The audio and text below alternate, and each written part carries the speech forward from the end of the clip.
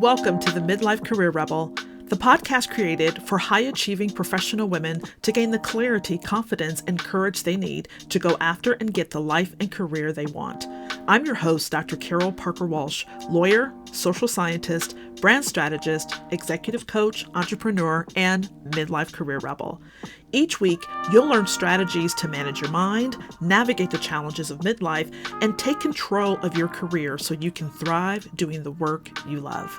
So if you're ready to tear up that rule book and create your own, you're in the right place, and I can't wait to show you how. Hey, Rebels. Welcome back to the podcast. I'm so excited today because I have a friend and colleague that is on to talk about something that I think is so powerful and also really growing in popularity, I believe, in how we are showing up in our workplaces. And we're talking about empathy in the workplace, and particularly empathy in relationship to inclusive leadership. And right now, since the pandemic, you've heard me say this and talk about this so many times, but the skill sets that we need to bring forward, the focus that we need to have in organizations have got to shift that really speak to how people are thinking about the individuals in the workplace and not just the workplace itself or the typical business as usual, the way we've been doing it. So let me do a quick intro. My guest today is Shola Kaye. She is the author of 2 books and an award-winning international speaker on communication, inclusive leadership, and empathy at work. She's passionate about helping organizations create an atmosphere of belonging for their people. And when a workplace is fully inclusive and welcoming, amazing things can happen. People are transformed, teams and groups perform better, and really everyone overall just really benefits. And Shola's work has appeared in a variety of industry journals. She's a LinkedIn learning instructor, and her clients include the United Nations and Deloitte. And I am so happy to have you here today, Shola. Welcome, welcome, welcome. Thank you, Carol. This is the highlight of my week, so I'm very delighted to be here too. I love to hear that. That's so awesome. Before we really get into it, I would love to know your journey and how you got into doing this work. Yeah, thank you for asking, Carol. Well, I think like a lot of people who work in sort of the field of trying to transform workplaces, they themselves had some sort of brush with difficult circumstances. And very early on in my career, I studied the sciences, so we never did anything about communication skills at all.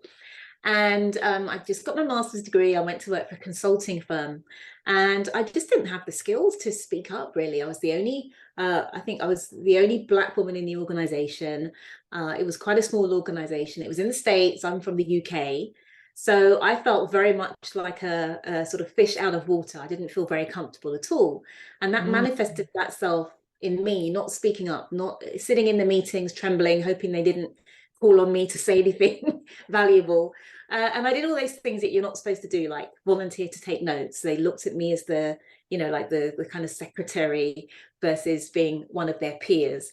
And so then I had this quite young manager as well. And he was clearly not very good at having those challenging conversations where you say to somebody, well, hey, what do you need? How can we change things? Because the first time he commented, or the first I heard that he was unhappy, was when I was called to the managing director's office and they put me on probation, effectively. And the manager could have easily had a conversation with me earlier than that and said, look, what you need, but didn't. So I can only assume either he didn't have the skills, or there wasn't a supportive environment where they wanted me to swim. They were happy to let me sink.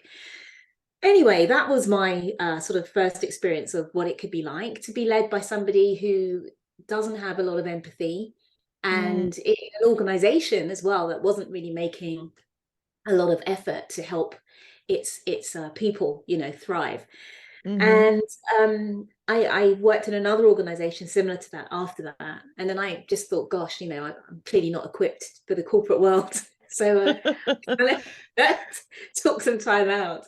And then eventually kind of realized that I wanted to go back in and really help people to change, things for themselves and to change things in their workplaces so that this sort of thing doesn't happen as much, basically. So that's in a nutshell, that's kind of how I got to where I am now, talking about these topics.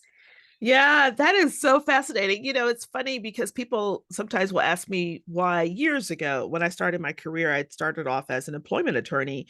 And people always ask me, like, well, what made you want to be an attorney? And our stories are relatively similar in that I basically had a shitty boss Mm. and was really dissatisfied, just watched how she horribly was a horrible manager and people were unhappy and, just really wasn't a good job leading. And at the time, back in the 80s, I didn't hear about things like organizational consulting or empathy at work or things of that nature. So law was the thing I went after, at the time. But it's interesting how our experiences really can prompt us to take a direction. And when I started consulting, my idea to consult was to go into organizations and help them not be sued, right? So it's so interesting that I think had I had the language that I think you're using today, I would have been better equipped probably back then to do so much probably better type of work than just either suing organizations or just helping people to create policies and not engage in regulatory behavior and practices and things of that nature, but go a level deeper to really make an impact in the organization. So I'm curious, I would love for you to define, like, what does empathy and inclusive leadership kind of mean and how do they go hand in hand? Mm. Well, empathy, the sort of classic definition is the ability to understand the feelings of somebody else. And we can kind of broaden that to three different kinds of empathy. Some people say there's five, but we'll keep it to three for today. But the first one is what we call perspective taking or cognitive empathy, where you can actually mentally see the situation that somebody might be in. And that's really valuable, especially for things like, design thinking, sort of mapping out customer processes, that sort of thing. And but also, if you think about psychopaths, they have cognitive empathy. They're very good at putting themselves in the minds of another person. But what they lack is what we call the emotional side, right? So the ability to feel what somebody else feels. So, Mm-hmm. because if a psychopath felt what somebody else would feel, who's going through pain, they most likely wouldn't do what they do, Right, right? right. So you've got, and that's what we typically think of or associate with empathy. So the ability to feel what somebody else feels. And Mm-hmm. then you've got the third kind, which is really going beyond the feelings and the thinking to actually the doing. And that's where we talk about compassion, or even taking it a bit further, kindness. You can't be kind just by feeling. Kindness, compassion are acts, right? Mm-hmm. So it's all very well to be empathetic, but it's almost like, well, what do you do with that? Because I could say, oh, these poor people, or this person's feeling that, they're doing this. But then unless I take some sort of action, how valuable is that feeling? The feeling should really be a catalyst, in my opinion, to promote some sort of action or next step. So those are the three. You can think about it as thinking, which is cognitive empathy, feeling, which is associated with the heart, and then the doing, which is the compassion. Sometimes it's called mammalian empathy. So when we get to the workplace, as I say, the feelings are powerful, but it's the doing. And let's say that you're a leader, empathy is useful. It can't take you everywhere, because if you've got 10 people in your team and they all feel something different, it's going to paralyze you if you're feeling what all of them are feeling. So Mm. part of it is about you understanding where people are coming from, having those conversations at the right time so that they know that you understand. And then you've got to make your decision based on whatever is important to you as the leader. But equally, it's if you can recognize and share with people, yeah, I get where you're coming from. This is why I've made this decision. It may go against what you personally feel, but I have taken your opinion, your feelings into account. That will take you a long way. That will take you a very long way. So if we go back to what you were talking about with inclusive leadership, If we think about the diversity that we have in the workplaces today, an inclusive leader is a leader that can lead across difference, and they Mhm. can take a team, with all manner of different individuals in it, and bring those people together to lead them forward. And it's a little different than transformational leadership. Transformational leadership is really about making sure that you recognize the person, you allow them to shine, and so on. But Mhm. inclusive leadership is around that difference, that aspect of leading across difference. That's Mm. my, someone may argue with me, but that's my take. I love that. And so, why do you think this is such an essential quality for leadership? Well, I mean, it's going back to diversity, really, we've just got so much, and there's so many studies that say that diversity is good for business, right? But Mhm. you can't just throw a bunch of people who are all different together in a room and then just expect them to form a really high performing team. You need that leader who will make sure that every voice is heard, make sure that differences, can be overcome and moved on from. You need that leader to bring out the best in people and to recognize, because otherwise you'll get anyone who's marginalized will continue to be marginalized unless you've got that leader who will support them. So we do need these inclusive leaders to make sure that we harness these powers of diversity that we have in our Mhm. workplaces today.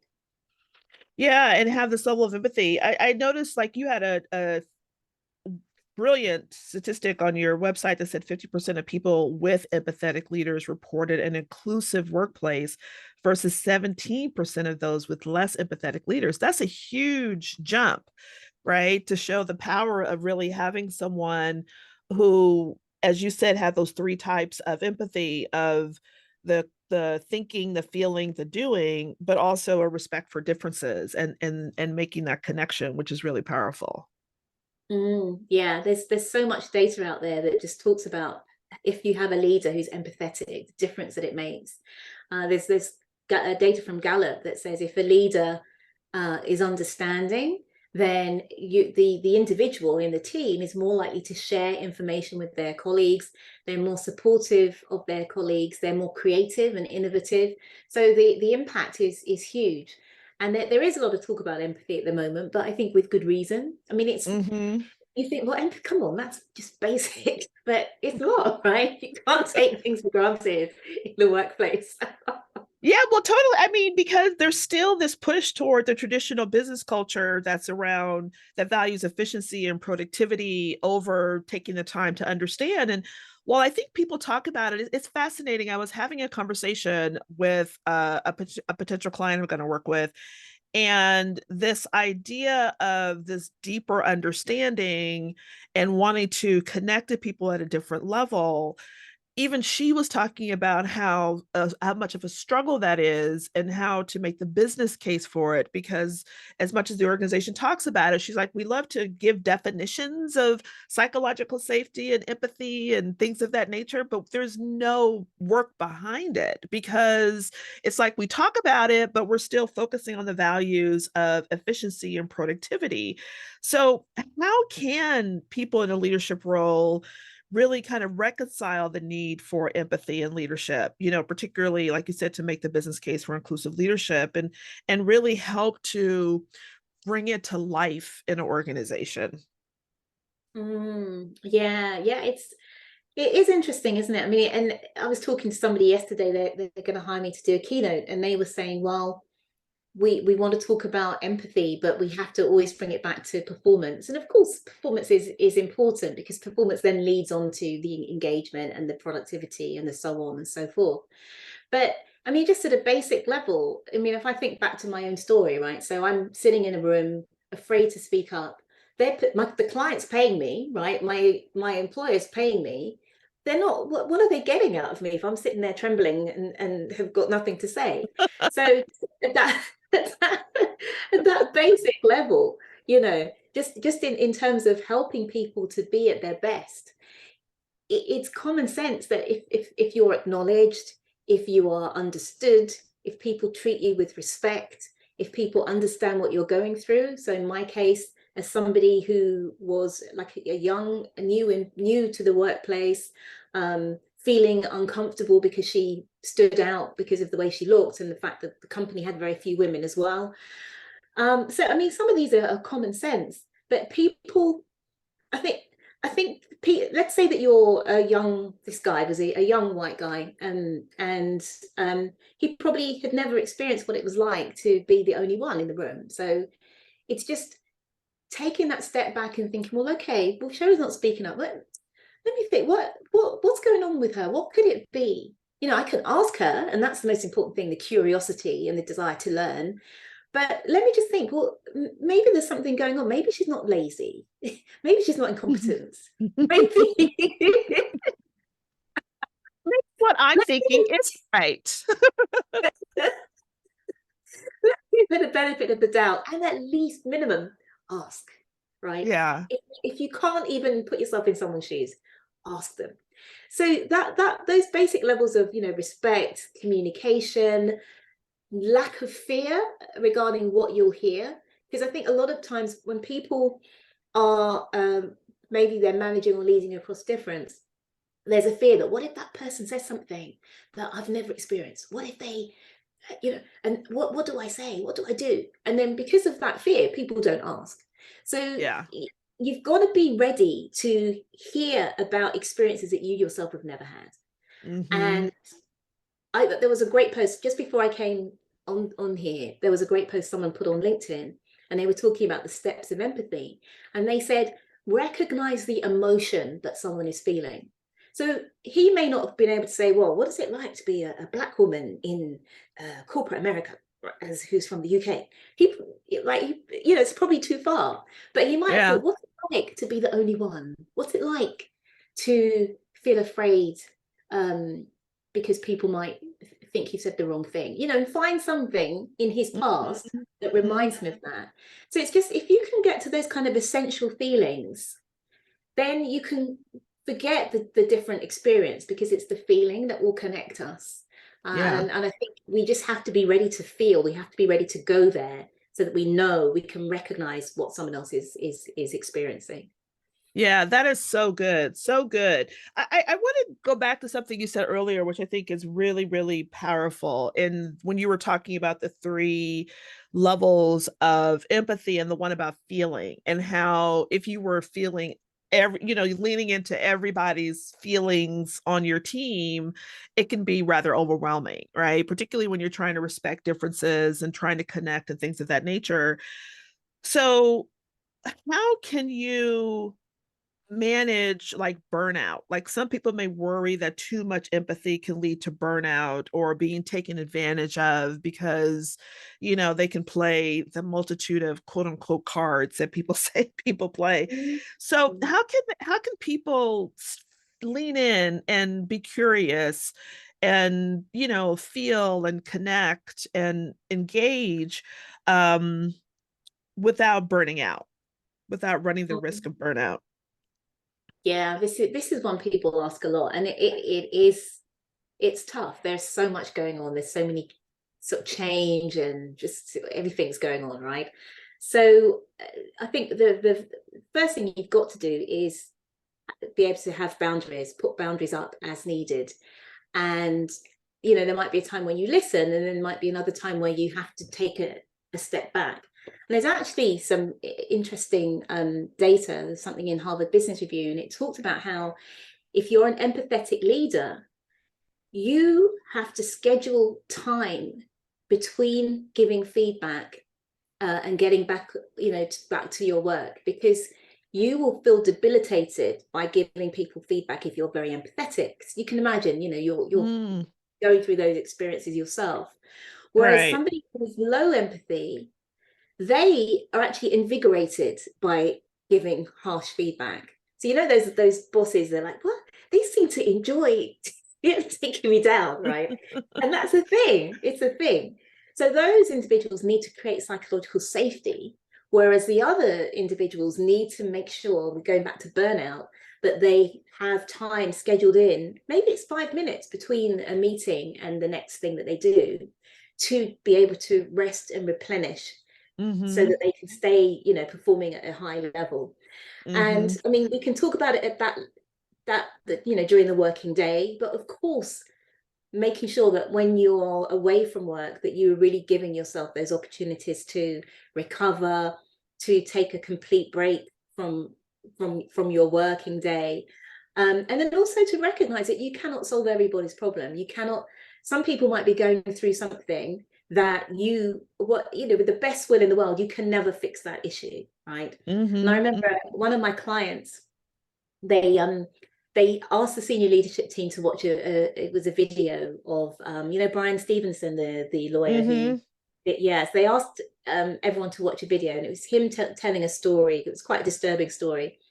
And I remember after watching the video myself, for 3 nights, I didn't sleep. I was like, oh, what this thing that happened to this person? It's so awful. How can this happen? How can this happen? Wow.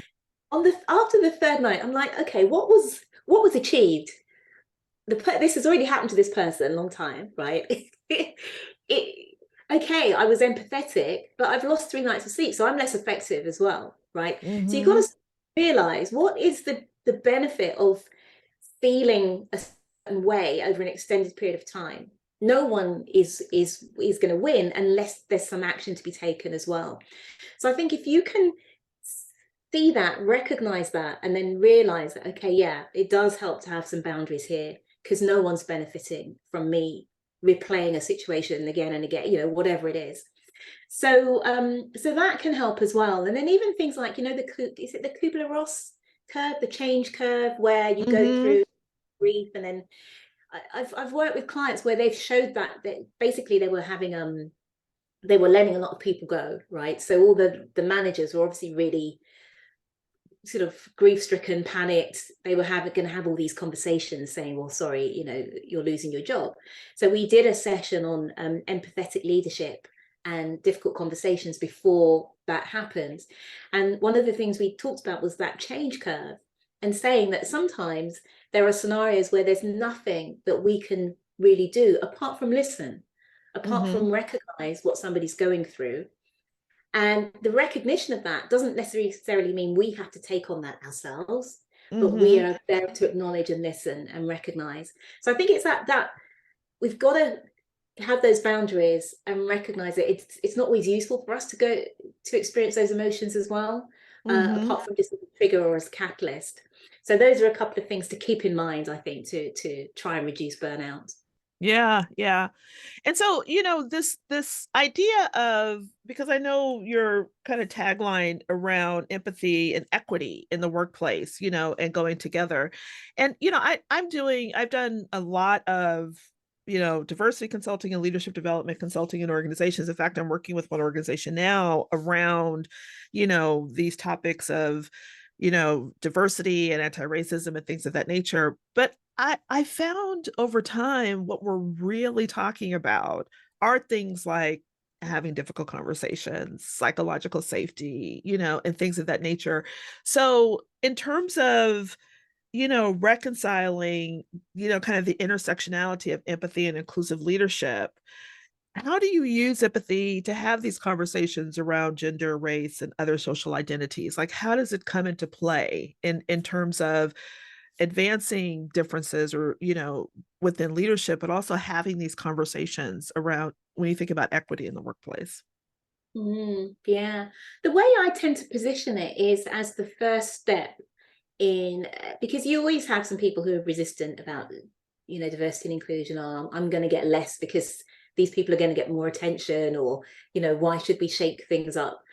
So quite often people bring me in, or I position the empathy work as this is the foundation, this is the first step to almost soften people up so that they are ready to hear a different story. They're ready to acknowledge that other people's, I love that Michelle Obama's definition of empathy is something like acknowledging that other people's experiences have value too.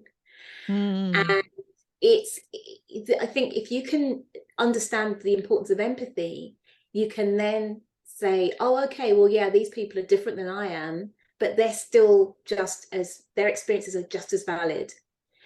And then I think when you come at it that way, and you can combine that with curiosity and courage, and the courage will come from like difficult conversations trainings, right? And the curiosity will come from sort of the idea of, trying to create community, trying to bring people together, trying to understand where people are coming from. I think when you can bring those together, that's where you start to create an environment where these DEI initiatives are going to be more successful, because you won't have those people that are just stubbornly resistant or trying to derail the process or whatever it might be. And I think also, even if it's at the employee level, I think if you've got those managers who are a little bit, because quite often we say, well, it's the middle managers that kind of, at the top, the senior leaderships might say, yeah, we want this. At the bottom, you've got people saying, yeah, we need it. And then sometimes middle management may not be playing the same game. Yeah. But even if those managers can see that there's this kind of support for it, among the majority of the workforce, then I think even then, that can be enough to make them realize, oh, okay, I need to just shape up a little bit here. I can't just keep to my old ways. So, and not to imply that all middle managers are resistant at all, but Right, sometimes, right. well, they don't have the skills, right? Yeah. So I think that's where empathy can really come into it. And then I think even, regarding fighting bias or reducing bias, just questions that people can ask themselves, like, if I had a different person's identity, would I be making the same decision? Or if who is this decision affecting the most, right? And that requires you to put yourself in the shoes of another person, kind of understand the impact. So even little questions like that can make people think twice regarding the decisions that they're about to make. That's really great points. Let me ask you, what are some of the signs of an empathetic leader? Like, how does someone recognize if they're like doing it well or falling short? Like, if there are some indicators of, how they're thinking and feeling and doing, or is there some ways that you can know that, I'm doing a good job with this, or or I'm not? Well,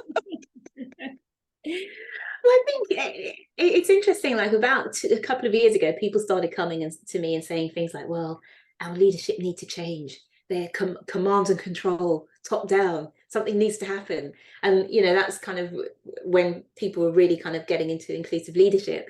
But I think with the empathy side of things, I always say it's curiosity is huge. So if you're a leader who can be curious before you make your decisions, you're asking people, you're not making assumptions, because all too often, if you're in the workplace, there's so much going on that you're going to, okay, so-and-so's done this, that's why. If you can hold off on the assumptions and the judgment and ask, right, I think that's a huge first step towards being more empathetic. If you are somebody who is open and also open to being told, right, not necessarily that you have to do what this person is implying that you should do or change, but just open, receptive to hearing something different, something fresh. Because a lot of times people think that empathy means agreement, and it doesn't mean agree. It just means understand. They're two different things. So I think if you're comfortable hearing a range of responses or different ideas, and you're strong within that. I mean, I was doing some work for a pharmaceutical company, and I was interviewing a senior leader, and he was saying he loves to share his opinions, but he will say to his team, I'm going to tell you what I think, but I want to hear all of you say why this is wrong or why it won't work. So there's kind of a strength, I think, that comes from being empathetic, because you will hear different opinions, you will hear different experiences, different emotions, different feelings. So I think you have to have quite a lot of, not necessarily confidence, but just you're okay absorbing different perspectives, and that doesn't threaten you. Yeah. Where does vulnerability play in that? I know you talked about curiosity, but is vulnerability a piece of it?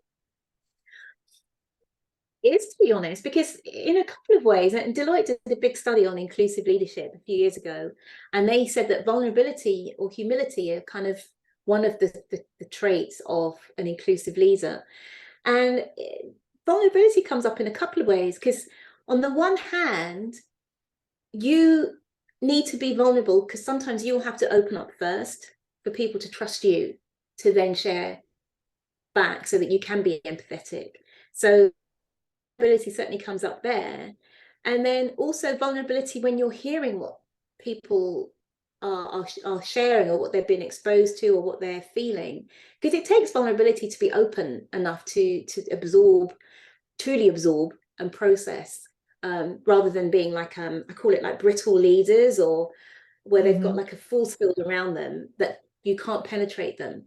And so it takes vulnerability to let that force field come down, to show that you truly understand, that you're moved, that you're touched, you're affected by what you're hearing. Okay. This was so amazing. So I have just one more question for you. What does being a career rebel mean to you? And would you put that in the context of the things that we've been talking about today?